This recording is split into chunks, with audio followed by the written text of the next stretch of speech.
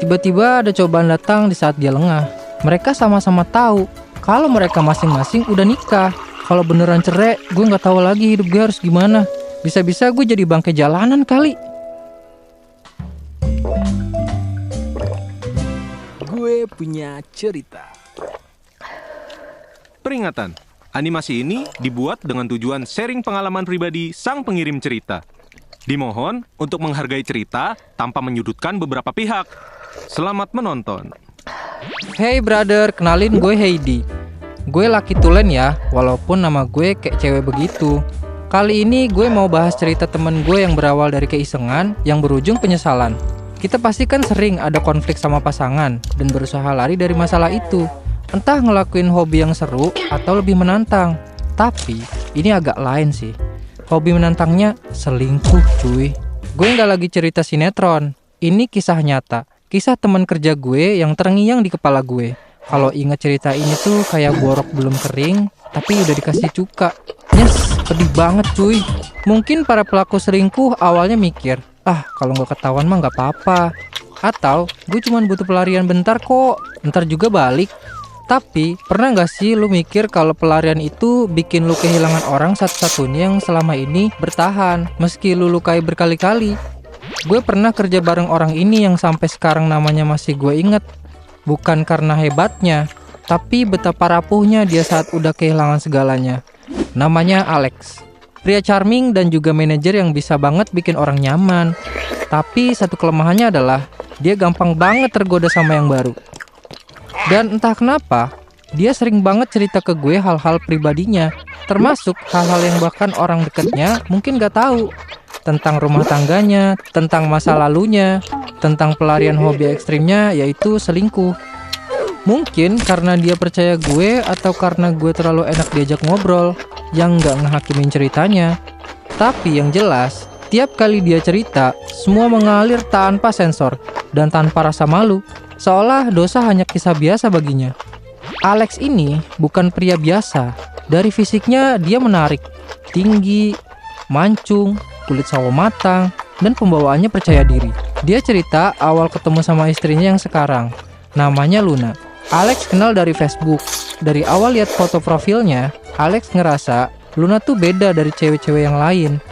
Gak lama kenal dan belum ada hubungan apa-apa, Luna jenguk ibunya Alex tanpa diminta, bawain makanan, terus nemuin ibu Alex di kampung, yang padahal Alex lagi ada di perantauan. Nah, dari situlah keyakinannya semakin kuat buat nikahin si Luna. Dan bener aja, setelah kejadian itu, mereka merencanakan ke jenjang lebih serius. Bahkan ketika mereka nggak punya cukup uang buat nikah, Luna ikut nyari dan ikut nabung, sama-sama berjuang. Sampai akhirnya mereka nikah dan dikaruniai anak laki-laki. Rumah tangga mereka tampak bahagia, semuanya serba kecukupan. Selang 3 tahun usia pernikahannya berjalan tanpa ada konflik apa-apa, tiba-tiba ada cobaan datang di saat dia lengah. Pas Alex dipindahin ke cabang baru, yang awalnya di Jakarta jadi ke Bekasi, dia kenal seorang cewek, sebut aja Meli. Awalnya cuman saling sapa, minta nomor telepon, jadi curhat-curhatan. Dan lama-kelamaan makin deket. Dan dari situlah semuanya mulai tumbuh. Tumbuhlah perasaan dan benih-benih asmara antara mereka. Dan gongnya, mereka sama-sama tahu kalau mereka masing-masing udah nikah. Bukannya mengakhiri dan berjarak, malah tetap nerusin hubungan terlarang itu. Mereka tidur bareng sampai berkali-kali. Itu dilakuin dengan sembunyi-sembunyi. Tapi secerdik apapun menyembunyikan bangkai, lama-lama bau busuknya tetap tercium juga. Suatu malam pas Alex lagi mandi, HP-nya nggak dikunci. Dan Luna lihat ada notifikasi dari cewek. Dan dia langsung buka semua isinya. Foto, video, chat mesra. Semua dilihat dengan mata kepalanya sendiri. Dunia Luna seakan-akan runtuh dalam hitungan detik. Badannya gemetar, hatinya hancur, dan dia langsung pengen cerai. Tapi Alex bersumpah, berlutut menangis memohon sejadi-jadinya katanya. Dan dengan entengnya pas dia cerita ke gue, pas istrinya minta cerai gitu, dia malah bilang, gue pas ketahuan selingkuh, kalau beneran cerai, gue nggak tahu lagi hidup gue harus gimana. Bisa-bisa gue jadi bangkai jalanan kali. Gue cuma bisa nyebut aja pas dia ceritain itu semua. Kesambet setan lulusan neraka mana nih orang? Istrinya memilih buat memaafkan. Edan, hatinya terbuat dari papeda apa bagaimana itu si Luna? Luna tuh begitu entah karena cintanya ke Alex begitu dalam, atau karena ada anak yang masih ngebutuhin sosok bapak, atau juga karena harapan kecil kalau Alex kali ini akan benar-benar berubah. Harapan yang tak selalu menemukan muaranya. Janji tinggal janji. Alex jatuh di lubang yang sama, masih dengan perempuan yang sama, si Meli. Tapi kali ini bukan Luna yang ngebongkar aib itu, justru suami Meli sendiri. Suami Meli nelpon Luna dengan suara getir dan penuh luka. Dia nyampein semua tanpa jeda, dan luka lama yang belum kering ini kembali disayat. Bekasnya belum hilang, tapi sakitnya udah datang lagi. Luar biasanya dari Luna, dia nggak marah, nggak meledak-ledak, dan gak ninggalin si Alex bajingan ini. Dia tetap bertahan dong cuy. Dengan hati yang remuk, kayak rengginang jatuh dari lantai 12, Luna minta duduk sama Alex. Dia nulis perjanjian di atas selembar kertas bermaterai, seolah tinta dan tanda tangan bisa meredam pengkhianatan. Isi dalam perjanjian itu, gak boleh lagi selingkuh, gak boleh lagi ada rahasia. Tapi cobaan belum usai bro. Asli, nafas gue kepenggal pas denger Alex cerita. Pengen gue karungin dan buang ke TPU aja tuh Dajjal. Entah ini ujian atau takdir yang harus dijalani Luna. Seakan hidup gak memberi jeda buat dia bernafas lega. Sampai suatu hari nih, Luna hancur berkeping-keping bukan cuma karena diselingkuhi sama suaminya aja, tapi dia juga divonis mengidap kanker payudara. Dan yang paling memilukan lagi, salah satu bagian dari tubuhnya yang selama ini menjadi simbol kehidupan dan kewanitaannya harus diangkat. Yap, Luna kena kanker serviks juga dan harus angkat rahim. Alex cerita itu sambil nangis sesegukan. Momen itu yang paling berat dalam hidupnya. Saat itu juga, Alex berusaha mencoba jadi pria yang lebih lembut sama Luna, lebih peduli dan lebih manusiawi.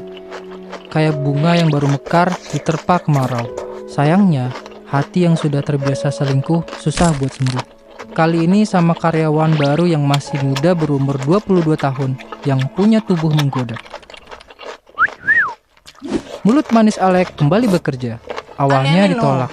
Lama-lama perempuan itu luluh. Hubungan terlarang itu pun kembali terulang, bahkan lebih parah. Oh iya, Alex juga pernah cerita ke gue.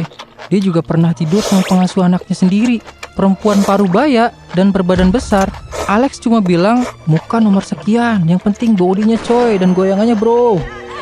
Di situ gue denger ceritanya antara pengen muntah sama pengen gue iket di tiang listrik tuh anak.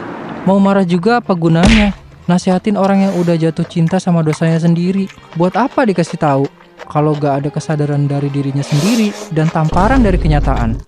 Tahun 2024 gue resign dan udah gak ketemu lagi sama makhluk dajjal setengah lele itu.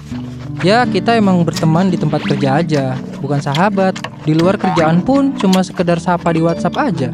Ya berhubung jarak umur gue sama Alex beda 10 tahun, jadi beda tongkrongan.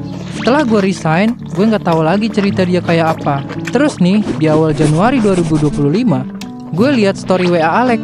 Kabar yang datang kayak geledek di tengah siang bolong. Luna, istri Alex, meninggal. Gue pun respon WA-nya ngucapin bela sungkawa.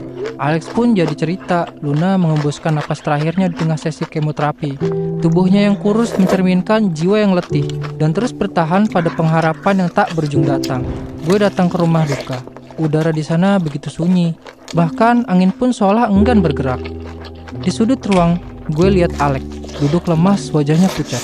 Tatapannya kosong seperti seorang yang baru sadar ia telah kehilangan segalanya.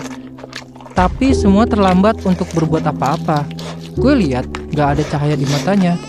Anaknya nangis. Tubuh kecilnya menggigil mencari peluk ibu yang tak akan pernah kembali. Lagi-lagi Alex cuma diam, gak ngomong sepatah kata pun. Seolah menunggu waktu memutar arah dan berharap ada kesempatan kedua. Tapi semua itu sudah terlambat. Air mata gue jatuh. Bukan karena si anak dajjal ini, melainkan karena hati gue hancur ngebayangin seorang wanita sebaik Luna meninggal dunia dengan hati yang penuh luka. Luka yang gak pernah sembuh. Luka yang dipendam dalam diam dan ditanggung sendiri sampai akhir. Alex benar-benar nangis di saat semuanya udah terlambat. Pintu maaf udah tertutup rapat oleh tanah basah. Yang tersisa kini cuma penyesalan.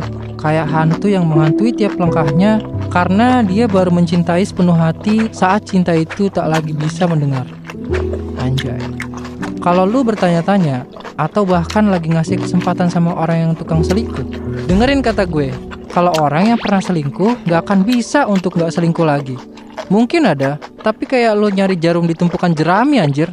Asli, susah banget, cok.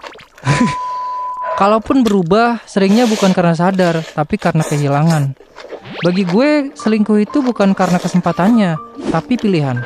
Dan mereka yang memilih buat mengkhianati, sebenarnya sedang kalah sama nafsunya sendiri. Selingkuh itu candu. Sekali nyicip, pasti ketagihan. Bukan karena cinta yang kurang, tapi karena hati yang penuh celah dan iman yang rapuh saat digoda.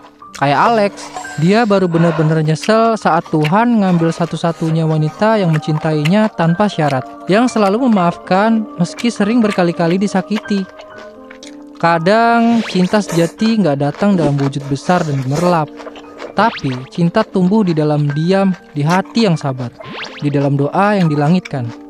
Jadi, untuk lu cewek atau cowok yang masih di dunia yang fana ini, pesan gue jangan pernah main hati. Karena pengkhianatan datang lebih dulu daripada penyesalan yang gak bisa ditebus dengan apapun. Jadi sebelum bertindak, mikir dulu. Kalau kejadiannya dibalik, lu ikhlas gak disakitin gitu? Dari kisah ini, banyak pelajaran berharga yang bisa dipetik. Jangan coba-coba diterapkan kalau lu gak mau kebakaran saat lu bermain api. Sekian dari cerita gue, sampai jumpa di video GPC selanjutnya ya. See you!